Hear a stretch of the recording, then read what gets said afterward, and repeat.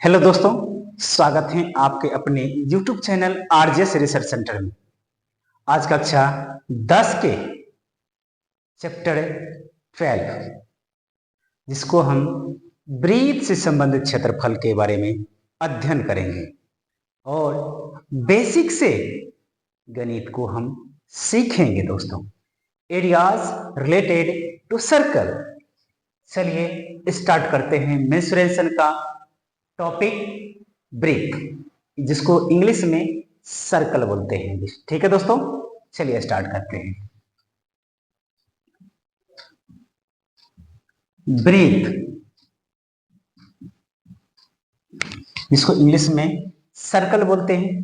ठीक है दोस्तों, चलिए अपनी ही भाषाओं में सीखें। तो हमारे दैनिक जीवन में हमें बहुत सी ऐसी वस्तुएं देखने को मिलती हैं जो किसी ना किसी प्रकार से गोल होती हैं।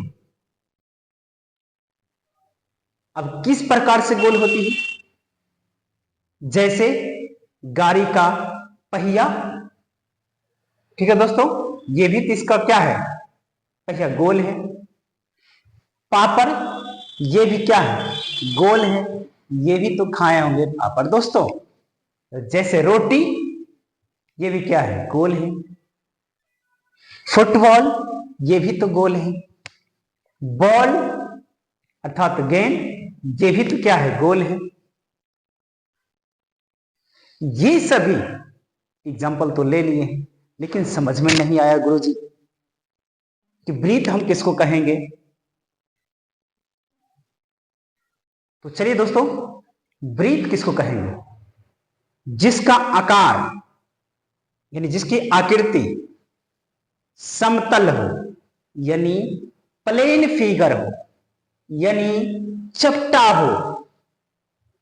ठीक है दोस्तों, इसको हम कह सकते हैं ब्रीथ, और कहते भी हैं। और ब्रीथ के एक मध्य भाग में बीच में क्या रखते हैं? एक निश्चित बिंदु होते हैं, और इसी निश्चित बिंदु को हम क्या बोलते हैं? केंद्र बोलते हैं, जिसको इंग्लिश में सेंटर बोलते हैं। चलिए फिगर पर कुछ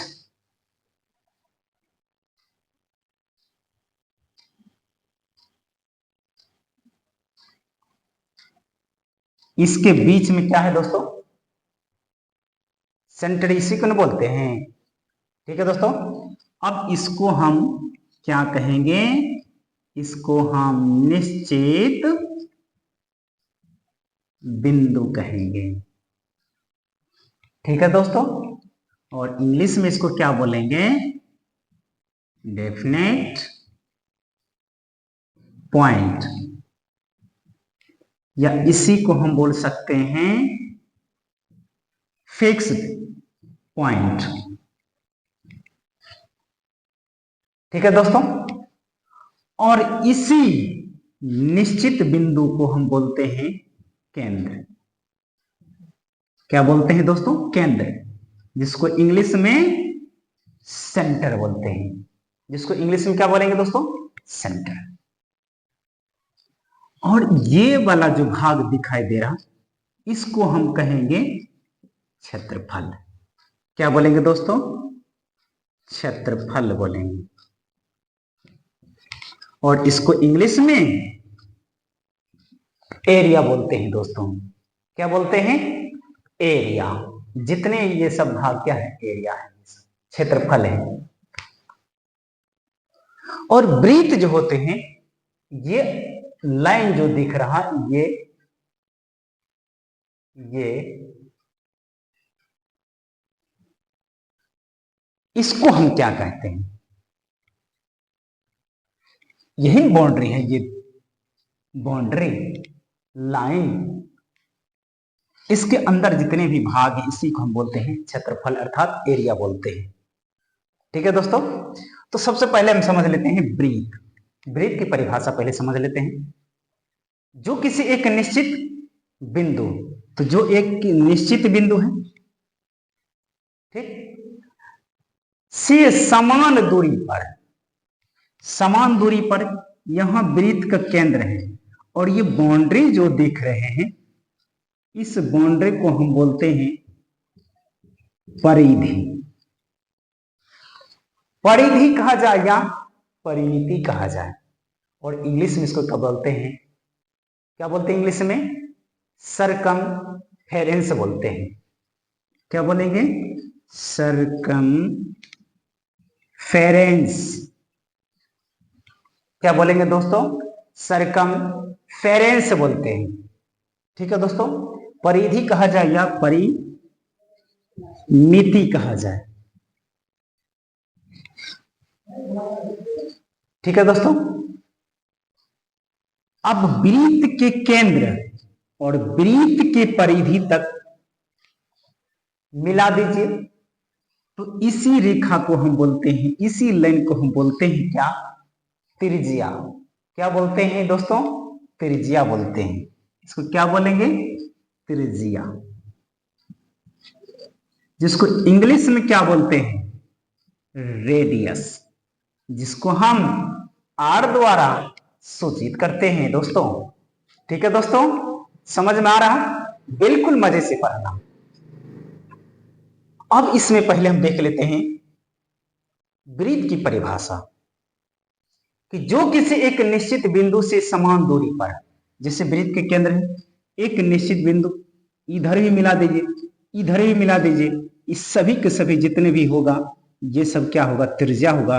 एक समान दूरी, समान दूरी पर स्थित बिंदुओं का बिंदुपथ, बिंदुपथ मतलब ये रास्ता हो गया, निश्चित बिंदु से जा, इसी बिंदुपथ को हम बोलते हैं वृत्त, जिसको इंग्लिश में सर्कल पढ़ते हैं दोस्तों।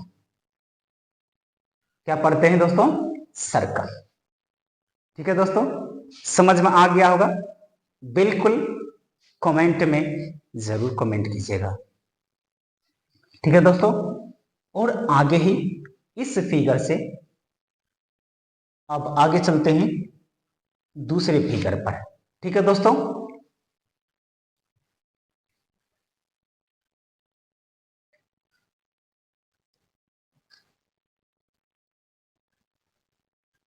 चलिए दोस्तों, एक फिगर पर तो समझ ले कुछ, अब दूसरे फिगर बताते हैं, फिगर पर समझिएगा।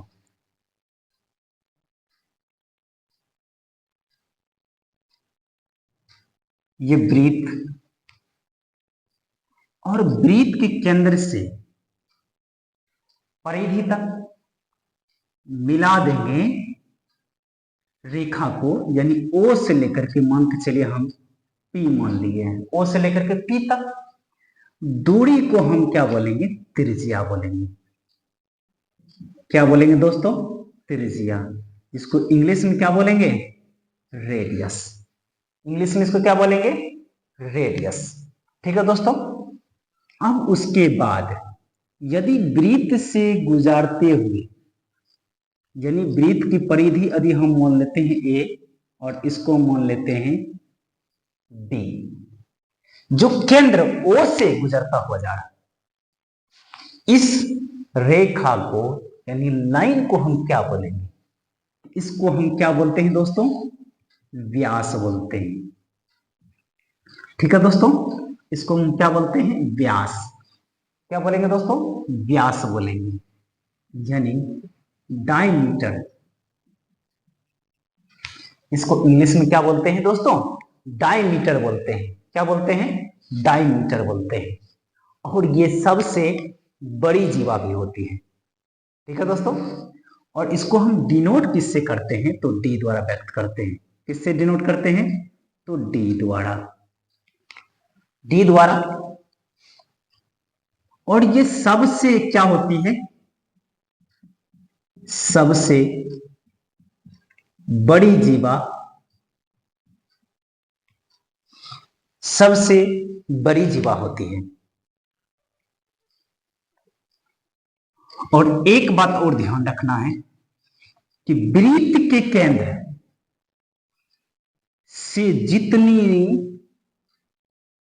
दूर होगा केंद्र से, उतना मेरा जीवा छोटा जीवा होगा, लेकिन आखिर जीवा ही होगा। क्या होगा दोस्तों? आखिर जीवा होगा, लेकिन वृत्त के केंद्र से जितना दूर जाएगा उतना दूरी, जितना दूर भी जा सकता है उस सभी जीवा मेरा छोटा जीवा होते जाएगा। और इसको इंग्लिश में क्या बोलते हैं? कर्ड बोलते हैं। क्या बोलेंगे? कर्ड बोलते हैं। ठीक है दोस्तों, अब आगे देखते हैं इसमें।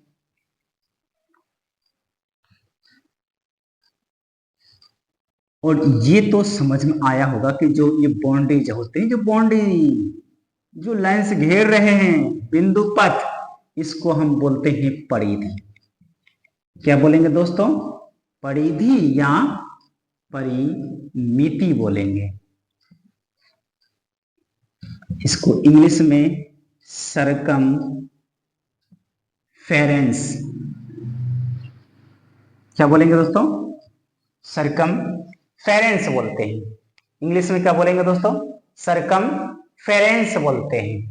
ठीक है दोस्तों, यहां तक कुछ समझ में आ गया है दोस्तों? यहां तक कोई दिक्कत नहीं होगा फिगर में। चलिए आगे बढ़ते हैं दोस्तों।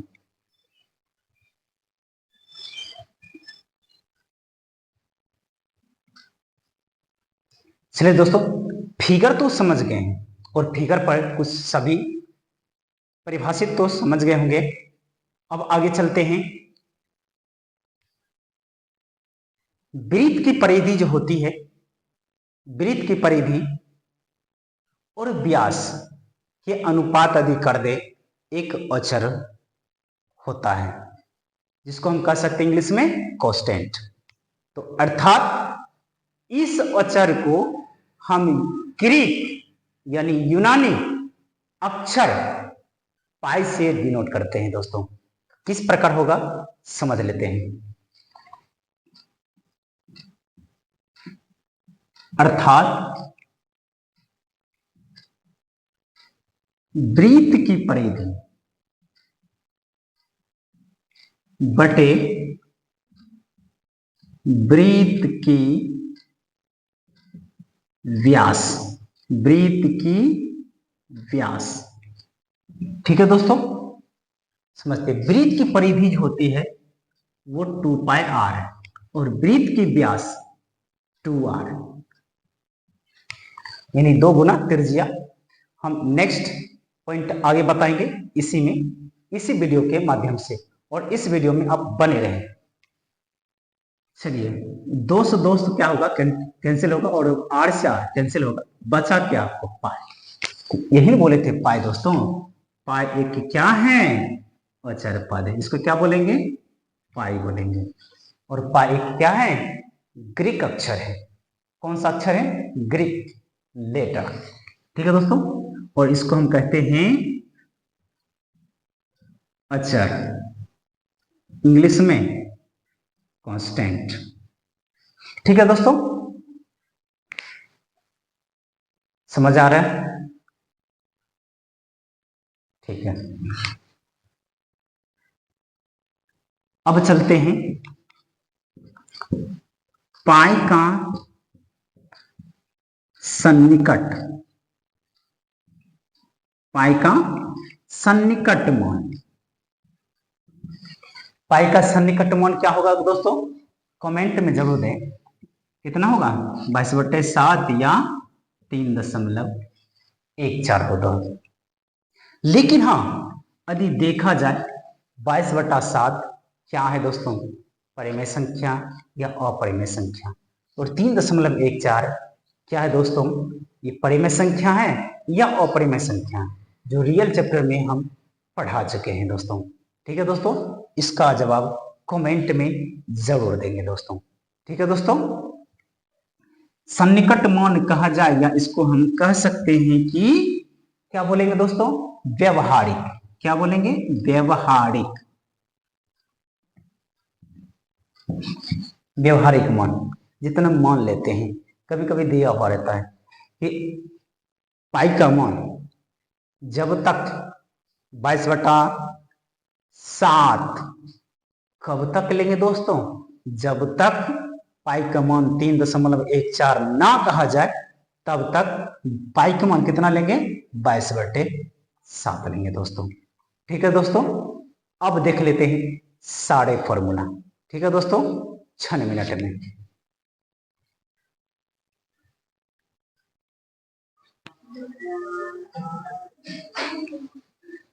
हाँ तो दोस्तों इस पर अब देखते हैं सारे फॉर्मूला को, देख लेते हैं। फॉर्मूला इसको हिंदी में क्या बोलेंगे, सूत्र बोलेंगे। ठीक है, वृत्त का व्यास बराबर, जिसको हम d से डिनोट करेंगे, तो 2 गुने कितना होगा, त्रिज्या, यानी 2 गुने r होगा। दूसरा फॉर्मूला है वृत्त का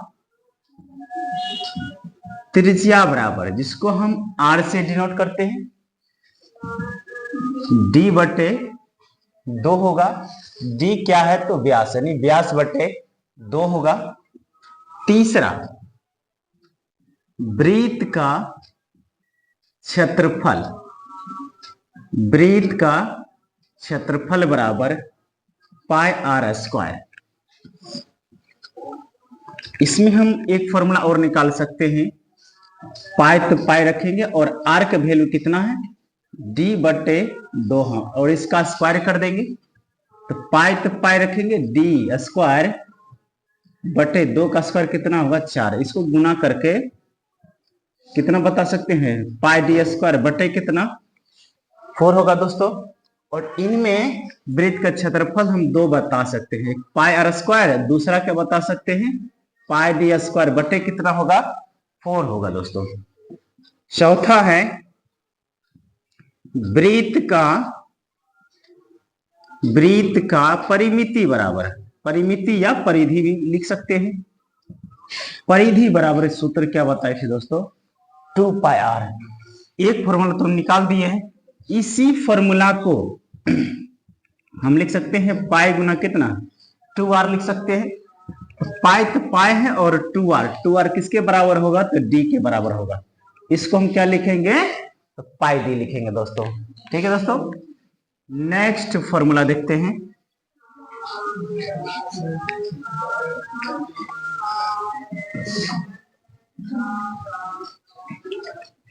नेक्स्ट फॉर्मूला वृत्त का चतुर्थांश भाग का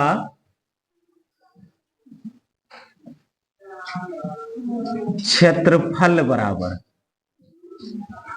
यानी 1/4 गुने कितना होगा, πr² होगा दोस्तों।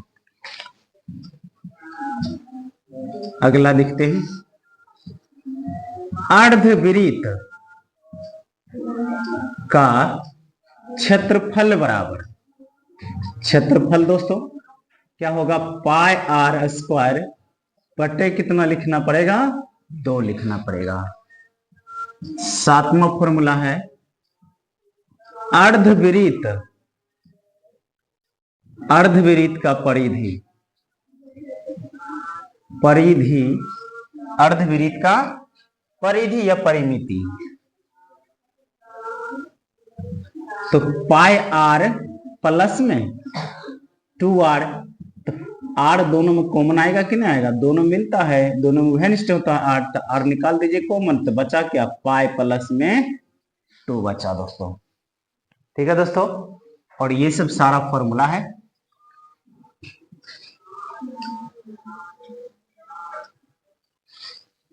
और पाई का मान, ये पाई का सन्निकट मान कितना बताए थे, 22/7 या 3.14।